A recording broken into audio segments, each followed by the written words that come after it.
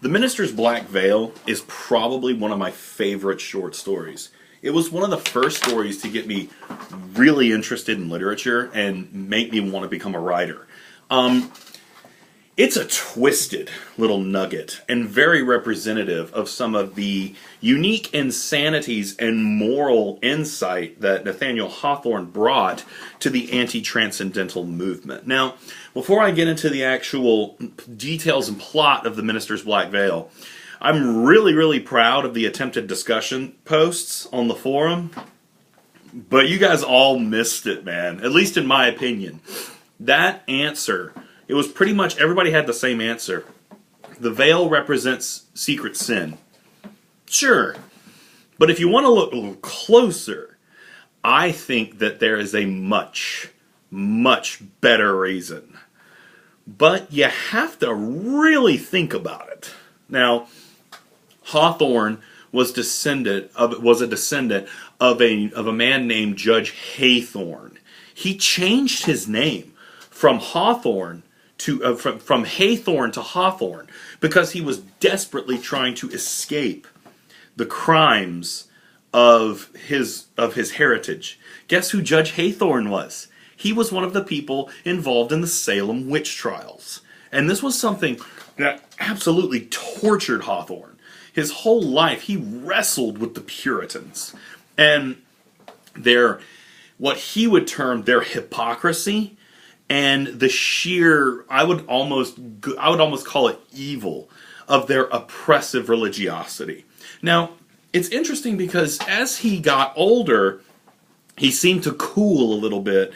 There are parts in The Scarlet Letter where he almost implies that maybe not all of the Puritans were complete evil bags of poo, but it takes him a while to come to that conclusion.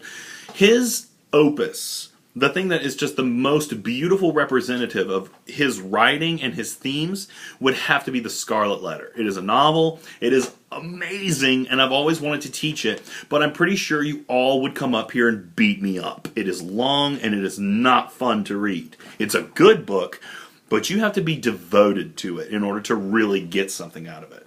The Minister's Black Veil deals with a lot of similar themes, and does it in a more tightly compacted way. Now, let's think about this story for a minute. From a Hawthorne-centric perspective, so much of the story makes beautiful sense. We've got a Puritan atmosphere. We've got one of his favorite devices, secret sin, right? The secret sin we all harbor in our heart. Now remember, the Puritans believed that if you were predestined, then you were part of the kingdom of God, and it should show. People should be able to see your predestination. And this caused a lot of anxiety for them, especially for the secret sins that they kept to themselves, right? This is part of the reason why the Salem witch trials was such a problem. Everybody was afraid of everyone else because everybody else was hiding their own dirty dealings and their problems. Now, The Minister's Black Veil is a great story for Halloween because it's so creepy that you got this minister. He's a good minister, right? He's one of those guys that's like maybe a little fire and brimstone. He gets up at the pulpit and he's doing the hand motions and he's calling out to the Lord. And everybody loves this guy. And then one day he steps out of his house and he's wearing a black veil that obscures his face. Can you just imagine how unsettling it would be to be on the bus with someone like that? Wearing a black veil, and it's like, what's up with that dude, right? Now, it would be even worse in this situation because everybody knew who Hooper was. So this isn't like some stranger on a bus, this is a part of their community. Imagine if like maybe your father started doing this, or your neighbor, something so utterly bizarre. And the explanation that they would give on the surface was, it is my secret sin, right? It is a symbol of my secret sin. On the outset, you should be kind of confused about that because a person could theoretically wear a veil as a symbol for something, but that takes a great deal of discipline and something else that I know that I don't have. Now, there are clues that there might be more going on with Hooper than you might initially think. The first really heavy one is the funeral. The funeral's weird, right? Something strange happens at the funeral for the young girl. He goes in there, and everybody at the town, and this is part of Hawthorne's ambiguity. And let me explain that term for you real quick, because it could come up in a test later. Ambiguity is the idea that something is presented in a story, and it's not 100% clarified whether it meant one thing or the other. Ambiguity is just, it's mysteriousness, basically. For a concept, you don't come down on one conclusion or the other about it. And this happens multiple times in The Minister's Black Veil. For a story, it's incredibly vague. And there's just a lot of stuff that's just left hanging in the air of the reader that you're left to just kind of wrestle with a bit. This is my favorite thing. I absolutely love short stories and poems that are kind of like puzzle boxes. You have to really sit and think about them for a minute before the answer becomes apparent for you. A lot of people would read this story and it would be the solution to the riddle, the potential solution to the riddle, would just completely go over their heads. And that's okay. It did for me the first time that I read it. And a lot of people out there say that my solution to the riddle is just completely crazy, right? But I'll make a case. He goes to the funeral, and everybody at the funeral feels like there's some type of weird spiritual connection between Hooper and the girl. Do you think that that's just some type of weird imagery? Is everybody in this town insane? Although, a lot of people think the Salem witch trials could have been because there was a type of corn fungus growing, or a wheat fungus, that was making everybody hallucinate, so I guess that's possible. I don't think Hawthorne would have known that. But okay, so there's a connection, there's a hinted connection between Hooper and this girl. Now, let's continue this. His marriage dissolves. That should kind of make you stop and think for a minute. His marriage dissolves. Why? It says because of the veil. The fact that he would not take off the veil and he wouldn't really disclose its real intention with his fiancée.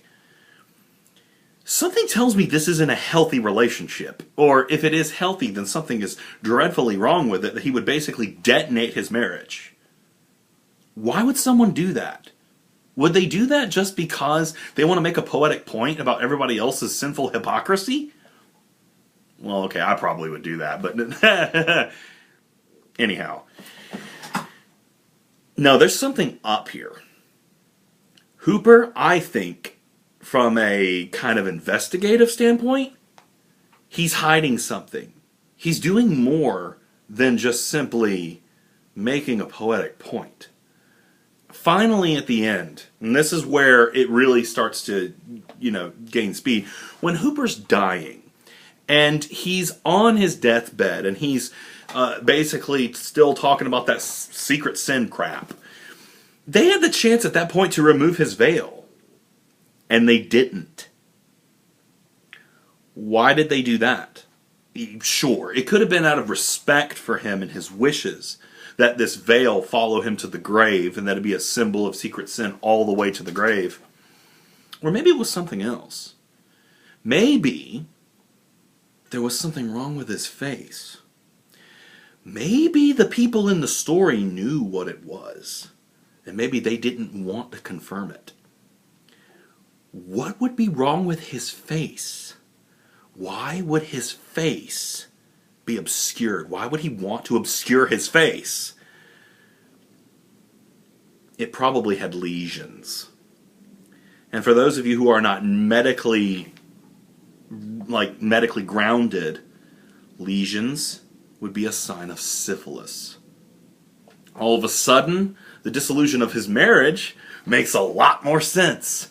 I can't take the veil off because I don't want you to know that I slept with someone else. And then the young girl's death. That's interesting as well, right? Because if she died, it could have been of complications or something with syphilis that he may have given her. Or she could have given him. Hooper dies relatively young as well, I believe. I'll have to go back and double check that. But do you see how if he's got lesions on his face, that black veil makes a lot more sense. It also makes a lot more sense of why he would obscure that and why he wouldn't take off the veil. He knows his fiancée is going to leave him, which might be for the best, because he'd give her syphilis, right? So, now, there are a lot of literature teachers and a lot of literary scholars who would be like, that's not what it is. I think it is. Hawthorne never came right out and told us. This could be a story about a man who set out to make a poetic point about secret sin. But I think he was guilty of some secret sins himself. And I think that's the reason that he went on this crusade. And I think that's why he never wanted anyone to see his freaking face, because it was probably horrifying. Need the Halloween music behind me. Isn't it great? It's so scurry. Anyhow, I love this story for that reason. I love getting into the arguments with people who don't think that that's the case. And if you go on Galileo, we'll talk about research more soon. If you go on Galileo and you look stuff up, you'll find that there is kind of a debate about this. Some people just assume that Hooper has syphilis, but there are plenty of people who have actually said, no, that's not what we're supposed to think. Again, Hawthorne did this on purpose. He left it unanswered so that there would be a debate afterward. Isn't that cool? I love stuff like that. Most people get annoyed by it. Alright, so, Hawthorne, being the anti-transcendentalist, is very, very quick to show us the failings of a human. The failings of someone who is supposed to be a spiritual leader.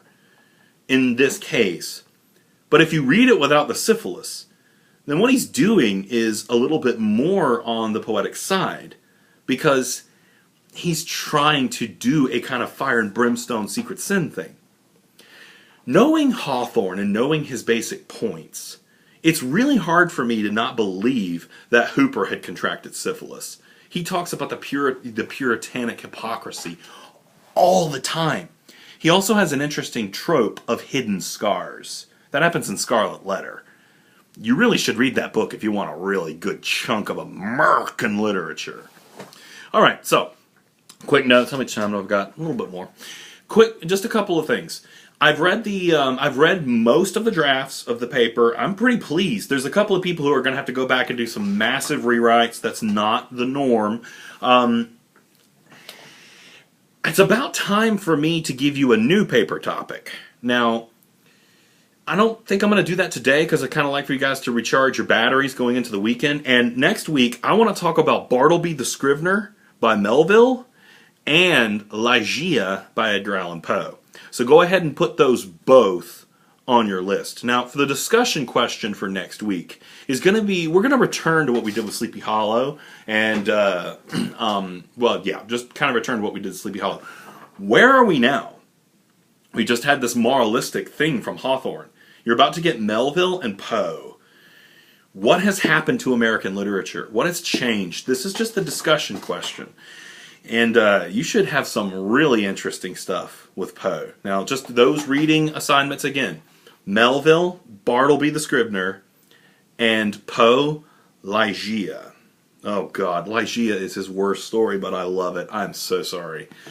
Y'all have fun. I'm going to make you read about Thoreau's beans.